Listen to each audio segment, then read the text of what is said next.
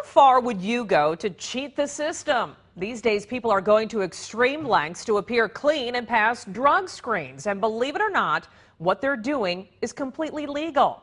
NBC 26's Deandra Corinthios looks into what drug labs and local employers are doing to fight the problem in this special assignment.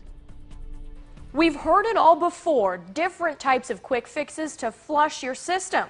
And with more and more ways out there to cheat, labs are getting smarter and employers are getting tougher.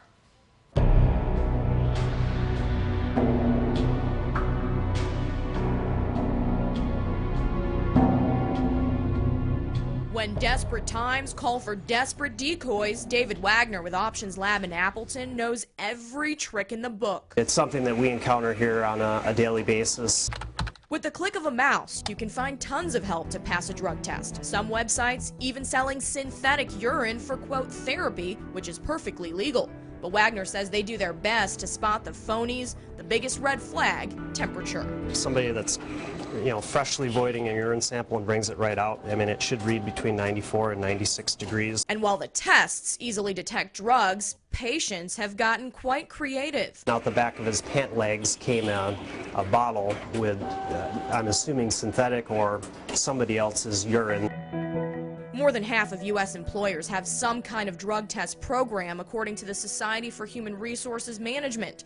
To make sure no one slips through the cracks, one local trucking company takes drug testing one step further than the U.S. DOT required urine test. Schneider, based in Green Bay, needs your hair sample to test clean before they'll hire you. With our hair testing, we can really identify those lifestyle drug abusers, and we don't hire them. Since Schneider started hair testing in 2008, Don Osterberg, Senior VP of Safety and Security, says their number of positive drug tests has shot up, preventing more unfit drivers from getting behind the wheel. Out of 60,000 drug screens, Schneider found 2,000 tested positive for drugs with a hair test.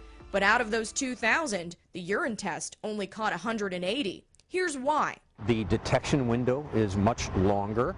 Generally, we can detect drug use back 90 days, and it's nearly impossible to adulterate the sample. Schneider shells out more than $1 million a year for the test, saying the results are well worth the price.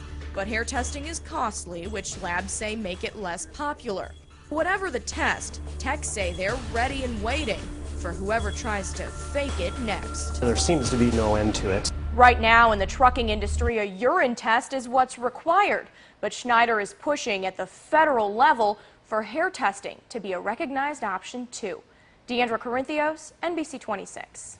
For more information on Wisconsin's requirements for drug testing in the workplace and the study that prompted Schneider to begin hair testing, go to this story at NBC26.com.